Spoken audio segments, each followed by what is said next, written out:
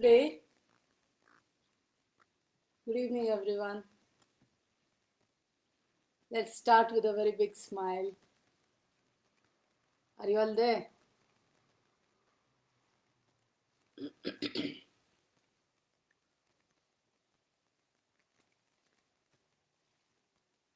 I feel lonely, man, alone. Yeah. Shall I start class? You can see it later.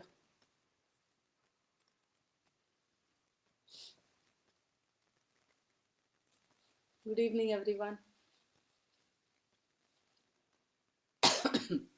Okay. Good evening.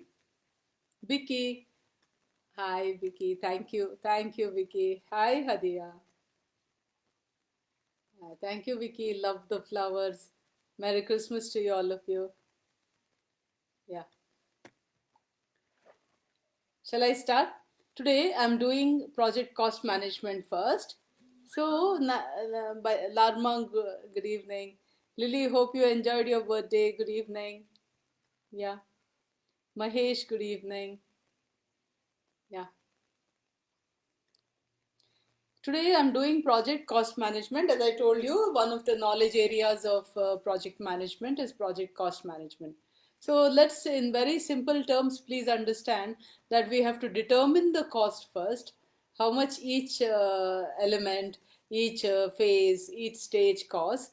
And then we have to, once we determine the cost, we have to control it by keeping within limits. This is how it goes. So cost management is the process I have given you. Please see your WhatsApp group has, I have just sent the PowerPoints. Cost management is the process of estimating. First of all, estimating means finding out what is the cost required, etc. Okay, first you have to estimate the cost, then you have to allocate it.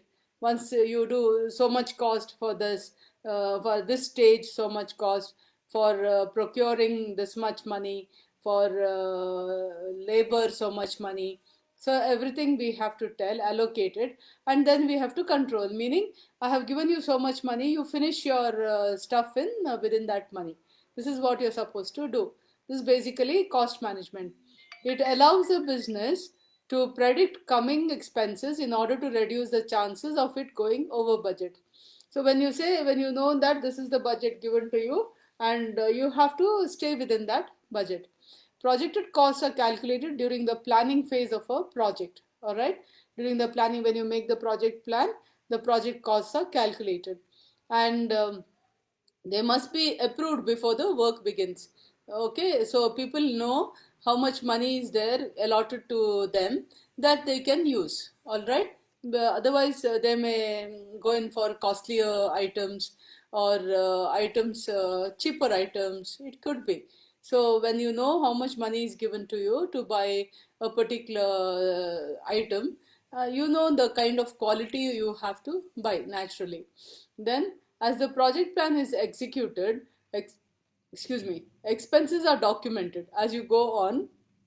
You have a project plan. As you work on it, naturally all the expenses are documented, and the project and tracked, so that see, you have to write down all the project this thing expenses, and you have to see whether they match with the what you have been given in the budget. Okay, 1 minute. Yeah, Ahmed, Fahim, good evening. Lily, good evening. Vicky, good Merry Christmas to you too. Manjunath, good evening. Muni Reddy, good evening. Lily, yeah, you're welcome. Ravi, good evening. Yes, Christmas is here. Yes. Do I look Christmassy? I hope I look Christmassy. Okay.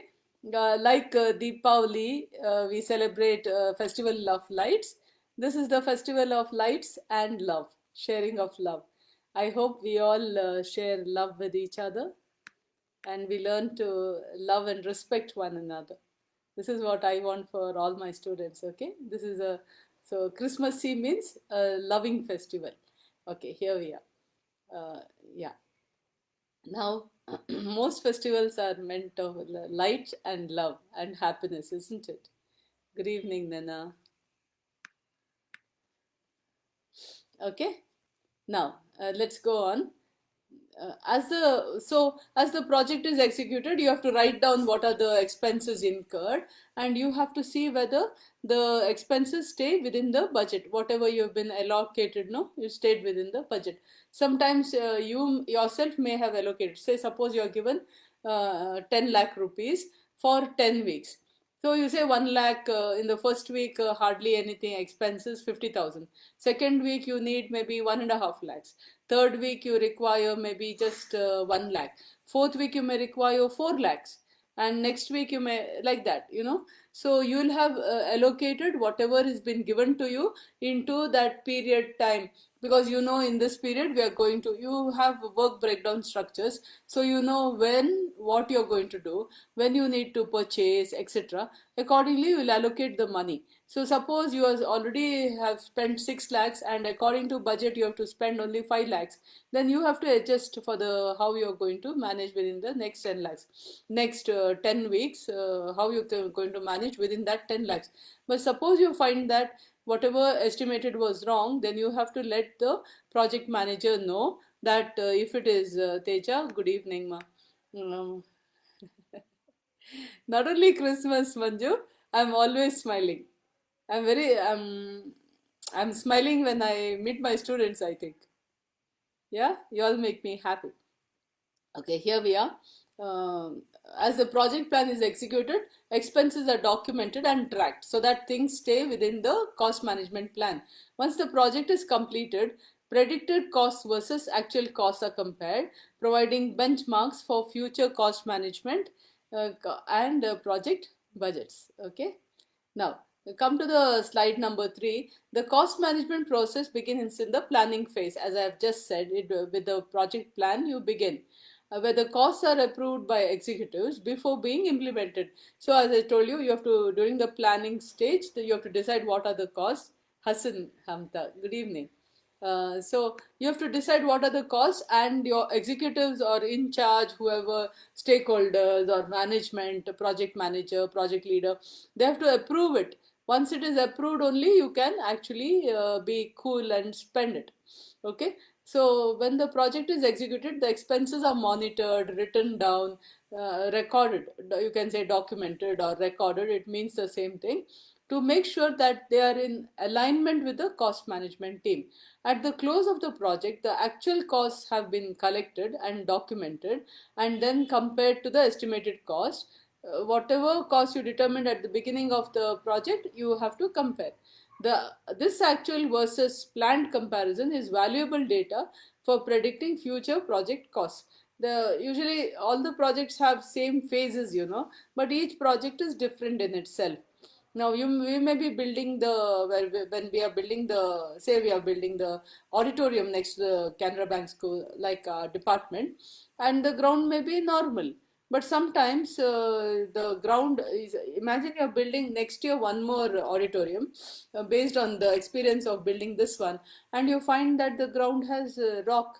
So you may have to break the rock and then do the foundation. So the cost there will be more. In this way the project will differ. So but other things like building, etc., may have, for example, raising the walls and all, you may just require very less amount, you see, or 5% escalation of what amount you have spent this year. So within all this is there. Okay. So at the end, close of the project, the actual cost, okay, I told you that. Now, as I told you before, we have a tripod or the triple constraint: time, cost, and money, quality. Here it says cost, scope, and time. Scope means how much you have to do. You haven't to go beyond it. All right. Too much of one and other two must be like, you cannot have. It's a fine this thing. It's a tripod, or it's a tripod. You understand? No. See, it's like 3D. So a tripod or a triple constraint. You have to. You cannot do too much of one because the other two will suffer. So you have to have a fine balance between the three. Cost management, let's go on to the next slide. A cost management plan must take into account the variables that impact the budget. What are the variables that impact the budget? Escalation of costs can impact the budget. Somebody not coming to work, and then he's an important man, he's an expert. So you have to bring somebody else, and that somebody else may be charging more than the previous person. So all these things are there which impact the budget. All right. It could be materials or it could be people. There are also fixed costs like the economic costs of teams. All these must be fixed costs. Like economic costs of teams could be salaries, what you have to pay, or wages of the laborers, etc. So all these will be your financial commitment in the project. Last but not least is the stakeholder. Stakeholder is the, I explained what are who are stakeholders. He has a vested interest in keeping costs down. Naturally, no, who doesn't want to have good projects done within a, within a limited cost, less time, etc. When you have less time, the costs become less, isn't it? Lesser wages, lesser salaries to be paid, and at the same time, least cost means everybody's pockets are, not left, not bare.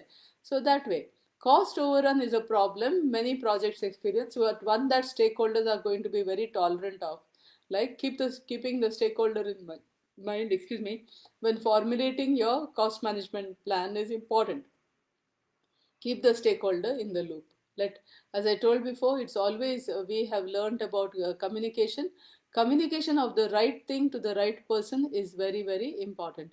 So let's come to the next slide. Project cost management is a process that has two principal components.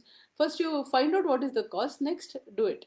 Okay, so the finding out what is the cost is what I've given here as estimating and planning costs and creating a project budget from them. Second is monitoring and controlling project expenditure to adhere to your project. Okay, now the process, let's come to the next slide. I'm going to slide number 6. The process of managing project costs is, again, it's the same thing. Now I don't want to go too much into this. Please remember, in project cost management, you have to find out the cost in a scientific way. All right, you have to really get see, every project will have a quality component. Now, if I'm cleaning a plate to eat, I will want it very good because I want to eat in it. Whatever is on that plate goes into my stomach. But if I'm cleaning the ground, I will not clean it as good as I clean the plate. Okay, I'm not going to pick up food from the ground and eat it. So the standard of cleanliness for a plate and the standard of cleanliness for the ground is different. Similarly, if you're building a highway road, the road quality there has to be much better than inside the city roads. Doesn't mean inside the city roads the roads can be bad, but highway, your trucks go and they go full speed, so you cannot afford the road to get spoiled very fast. You cannot keep on doing the road because it hampers, you cannot keep on repairing the road. It hampers traffic. It hampers, economy itself will be, if you have a highway and you're repairing it all the time, economy will come at a standstill. You can't have, there are huge trucks transferring food items and lot of other items, cars, automobile, everything. So a highway has to be definitely of a better quality road, has to have better quality road than inside the city. So the quality will differ. Based on the quality, you're going to buy the material for your project. Okay, and that for example, if you're in if Bombay or Mangalore, the rains are much heavier than in Bangalore. So that's why you have tiled houses there which can withstand the rain. Here, if you have RCC, you know what will happen. Like there is a chance that it will not withstand for a long number of years. So accordingly, you have to decide what you're going to buy according to the quality, according to the environment, etc., etc., and accordingly will be the quality of the project. So when you determine the quality of the project, you are automatically determine what items should go into the project. So that when you decide what items go into the project, you go into the market and or you inquire, and exactly this is the kind of item, this length, this breadth, this density, etc. And you know the price, you can determine the cost easily. Give and take a little bit for escalation and you have your budget done. So project cost management simply means estimating or finding out the cost, and then and getting it approved.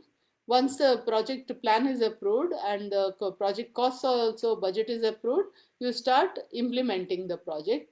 During the implementation of the project, every cost is recorded or documented. So you maybe at stages wise, when you have a subset, like for example, human resources could be a subset. How much human resources cost, what is the budget of human resources, could be a subset. Or it could be the foundation stage could be a subset. So everywhere you have to review and monitor stage wise or total wise. Total means right after the project, or stage wise, as I told you, 10 lakhs for 10 weeks. But each doesn't mean 1 lakh per week. First week it could be 50,000, the fourth week it could be 4 lakhs you require. So you have made your work breakdown structures, you have made your network planning. So accordingly you have allocated 10 lakhs over 10 weeks. But suppose after 5 weeks you should have spent only say 5 lakhs, and you have spent 7 lakhs, then why is it so? Those things also you have to monitor bit by bit, and also you have to monitor at the end of the project. As I told you, we have estimated the cost, made a budget, had it approved, and when the implementation happens, you have to record the cost, what actually happened, and then you have to compare at the end, or in the at stages you have to compare with the actual cost with what was budgeted, and thereby you have to control the cost. Now this is all I have to say about project cost management. With this I will stop project cost management. Next, I will go into project human resources management. Please go and take the next slide I have given here. Okay. Project human resource management describes the processes that enable the project manager to organize and lead the project team.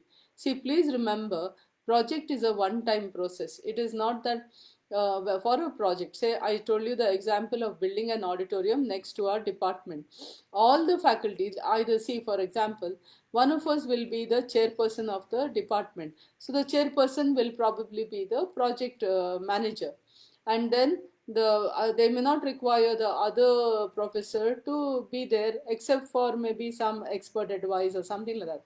And then you require the office person, someone who does the finance. So one person in the office, not all the people in the office, one person in the office who can do the financial analysis, or who can release the money, who can control the money, etc., support with the finance. Or maybe someone for one more person from the office for doing all the communication, the telephoning, the actual emailing, the typing, etc., etc., they you may require. So in the whole, the project auditorium does not require all of our MBA department to be part of it. Only some will be deputed and delegated. All right. So here, in the human resources management, the project manager must be able to identify and draw from different places. Now we'll require an engineer's help. We have an engineering department. So project manager will have to request for, maybe you need a civil engineer, maybe you need an architect. We have an architect department, we have a civil engineering department, we have the university engineering department, which does all the actual manual work, also is looked after.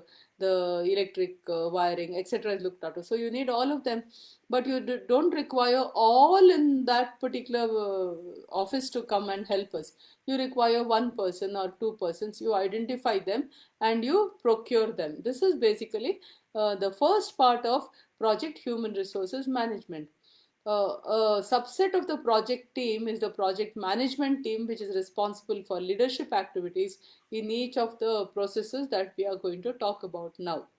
All right. So in the project team itself, there's a project management team, naturally headed by the project manager, and maybe the involvement of the top management, administration of the university, as in our case, and also some stakeholders. Maybe we have a syndicate, it's like a council of ministers for the university. So maybe syndicate members may be involved, the academic council members may be involved. So all of them will form a project management team in the project team. Okay, so Project human resources management includes a process that organize. Organize means what? In planning, you do who is to do, what to do, when to do, what to do, how to do. But who is to do it is organization. I repeat, planning is what to do, when to do, how to do. Okay, but who is to do it is organizing, and that is done by human resources. Then you have to manage and lead the team. Suppose you organize people and then you say, oh, this person requires a little training, give him the training, give him or her the training, etc., and go ahead. Lakshmi, good evening. Yeah, Zulfati, good evening. Deepika, good evening. Thank you for your wishes, Deepika. That was very sweet of you. Thank you so much. Yeah, yeah. So all of you got my sing song. Wishing you all. Hope you liked it. Okay, here we are. I have said that project human resources management includes the processes that organize, manage, and lead the project team. The project team, see, in a project, as I told you, we need a variety of people with variety of capabilities. In the project auditorium, we require someone who can actually, design the auditorium. That will require the architect. You need the civil engineer to decide how to build it, and then you require the actual manual labor to do the actual work. You need a finance person to decide how much money, when to give. This is the budget, but the budget, I cannot give you all the money once every week. This is according to the requisition, and then they have to ask for the money, no, and I need this much money for this much for the this week, etc. And also you require to requisition for maybe a computer, a laptop, you know all this. So here we are. Different people have different roles and responsibilities. So the project manager, as in his human resources role, has to find out whom he wants and what each one has to do, when they have to come. We do not require all of them at all the time. Okay. Yeah.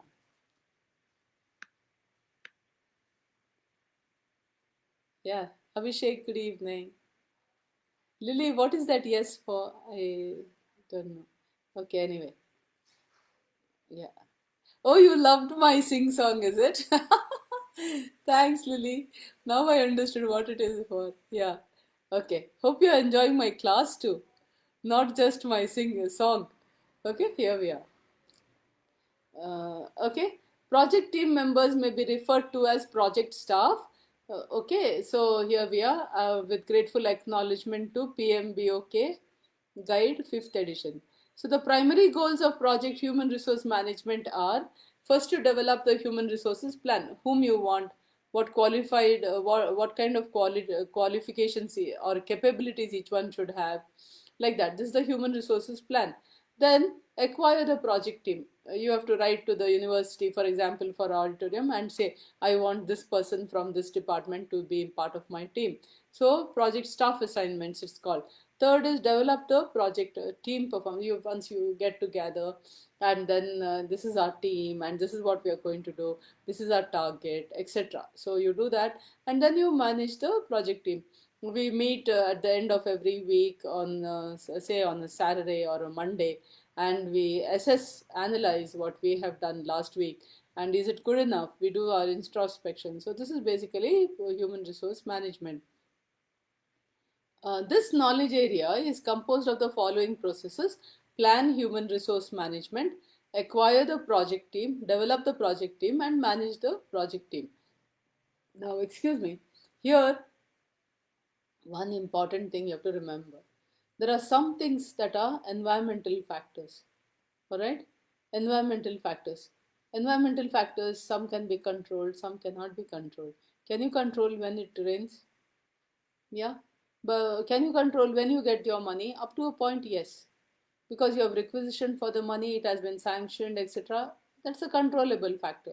When it rains is an uncontrollable factor. Landslide, for example, is an uncontrollable factor. See, in Central College, we built the department, MBA department.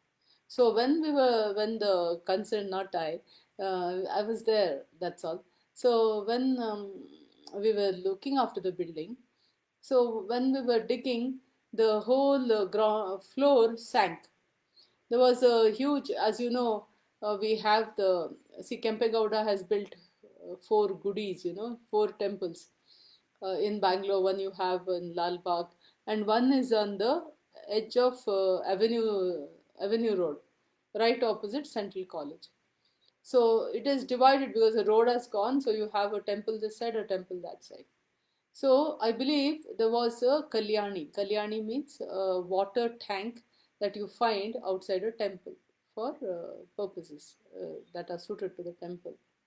So there was a Kalyani that was ancient, and when we were digging it, the whole building sank. So naturally, we got a basement. Okay, these are uncontrollable factors. You don't anticipate that you get that something like this will happen. But there are controllable factors, there are uncontrollable factors. You have enterprise environmental factors, all right? Then inside factors, outside factors, controllable, uncontrollable. We call them stochastic factors, the one which you cannot control. Okay. Now come to the next slide. Organizational process assets. For example, in CBSMS, how many people are there who can help us? So for this project auditorium that is next to the CBSMS department, if there are people who can help us within the department, we take them. Otherwise, we take from Shirisha. Good evening. Yeah. Devika, good evening. Okay. So that way, right? So you will have some templates and tools like reports, executive dashboards, change request forms, etc. So those you can use. Okay. Now see, I've given you here human resource roles. All right. The key responsibilities of the project sponsor, the stakeholders, the line and functional manager, all this I've given. If you are doing a 10 marks question that is only on this knowledge area, you will require all this. Otherwise, it is enough to understand a few things like roles and responsibilities. Now, an organizational chart is very important. Project manager on top, below him all the other managers, each below each manager supervisor, below supervisors the actual other stuff. So who is reporting to whom should be evident. Suppose I'm the finance manager, I who is above me, I have to see. If it is a project manager, I have to report to the project manager. Suppose I'm a finance executive, above me I may have finance supervisor, so I have to report to him. Finance supervisor will report to finance manager, finance manager will report to project manager. So in my capacity should be able to understand where I am in the organizational chart. Is that clear? So project human resources management also mandates that an organizational chart should be done. All right. So this is basically all that I have to say. You have to. So I will conclude what is project human resources management. Please understand that you have to do a work breakdown structure. You know. So when you plan and you do the work breakdown structure and you do the scope and the integration, beginning of the integration, because project integration management happens all through the project till the end. So when you define the scope and you do the work breakdown structures, when you do the network modeling, you know what kind of people you require. Do you require civil engineer? Do you require an architect? Do you require laborers? Do you require masons? That laborers and masons will be decided by the civil engineer. So that is not your headache, for example, because that will come in subsets. So you require an architect, you require a civil engineer, you require someone finance who can handle your finances, maybe, and someone to do the communications. Imagine. So four people. So what should their capacities be? For example, for communication, they should be able to send emails, they should be able to WhatsApp, they should be able to do a good communication in all vernacular languages, because you have to speak to all kinds of people when there are laborers. So all the vernacular languages of our country, at least in South India, was like that. So at least 3 4 languages that person should be able to speak. So that person can be an excellent communications manager. Whereas finance manager has to be a little tough. Okay, decide how much money to be given, when to be given, when not to be given. Okay, and unless there's a proper acquisition and it is sanctioned, money should not be given. All this, and of course, you should have a basic degree in finance, etc. And then, who is an architect? He should be a qualified architecture graduate. Same thing with civil engineering graduate. All this should be the mandate. So when you know that I require these many people with this kind of qualification, then fine. What you do is, this is, you have decided who has to be there. Then you have to procure them. Once you plan and make the plan for the human resources plan, you have to procure them. You must see that they join your team for say 1 year, as long as you have done the work breakdown structure. So you have done the network modeling, you know how long your project will be going on. So you can say 1 year or 14 months or whatever you want to say. All right. After, correctly, you must technically you must decide. You must do your Gantt charts also, work backwards, everything you have to do. So after that, then you have to do the organizational chart. So people who have come know what they are going to do. Then you have to join the make them understand that we are a team. You have to communicate with them, give them their targets, give them their assignments. This is what you're supposed to do in our project, etc. And then you have to monitor them. You have to see that they get compensation, etc. This is basically all that I have to say. And see, some they will require maybe a computer. Where will you get the computer? Maybe the architect will say, I need a desk. You must give them a desk. The civil engineer will say, I need room to store the cement, for example. So you must give. So all these resources also you have to provide. So this is all I have to say in project human resources management.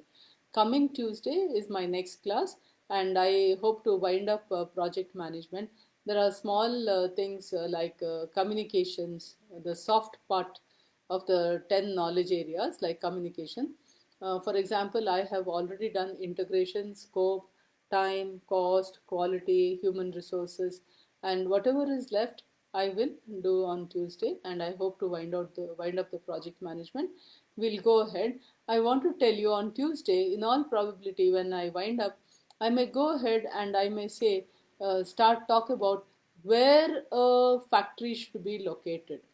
Location of a factory. In projects and operations management, we will not use the word factory, we'll be using the word facility. Okay, manufacturing facility, simply I'll use the facility. Okay, facility or manufacturing facility will essentially mean the factory where the manufacturing happens. So please, this thing, if you can, as I talk and take class, good evening, Purnima. As I talk, if you can tell me, what do you think? I'm going to ask you, what is the climate required, or what are the other things that are required when you establish a factory? So I would like you to tell me, and then we may go and do some quantitative. We'll be doing some problems also. All right, line balancing, etc. Problems will come. After that, we'll do, once we finish the facility location, we'll do the facility layout, how the layout should be. In that, you'll get the thing, line balancing problems. And there are some forecasting problems that I need to do, and some on productivity. As you know, productivity, the formula is output by input. Let me tell you a little bit of productivity right away, because the class is pretty short. So productivity is a concept which is equal to output by input. All right. If I put input of number two input, 2 units of input, and the output will be 4, then you'll be 4 by 2, you will get 2. Anything above 1 is productive. Okay.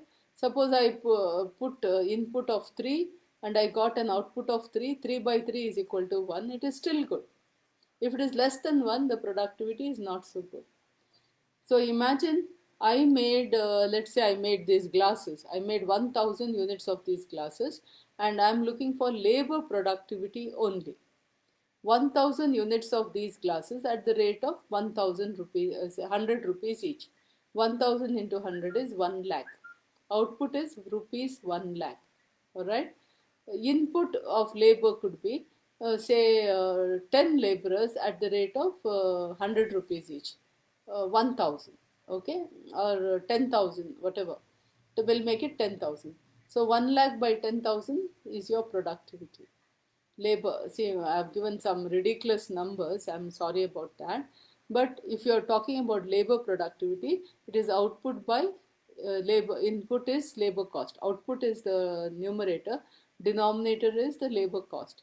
If you're talking about material productivity, output 1000 glasses into 100 rupees per glass, 1 lakh, divided by how much of material has gone in, the input.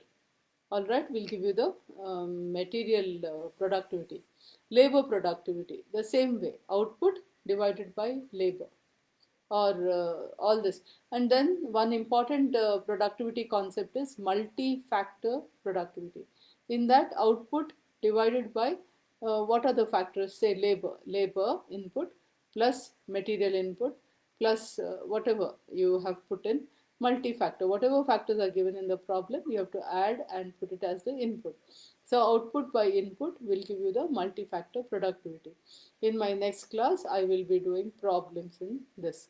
See, there are a lot of small concepts in projects and operations management. We like Kanban, Kaizen, and then we have the 5S of housekeeping. All this one by one I will do, and I will take the opportunity of a shorter class to put in some concepts here and there.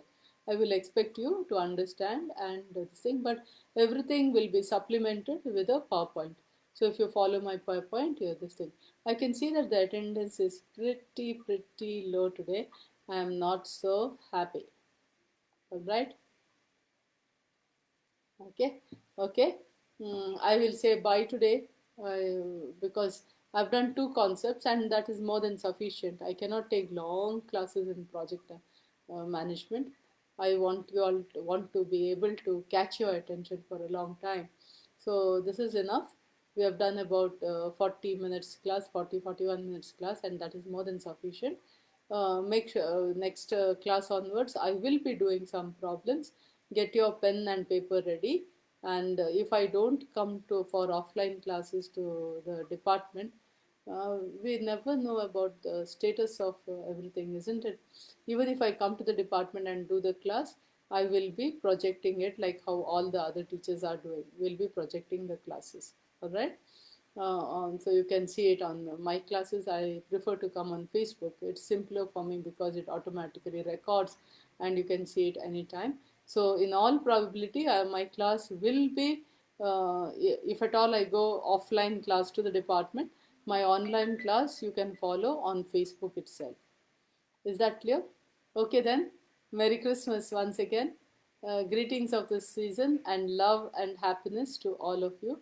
Be cheerful. Take care. God bless all of you.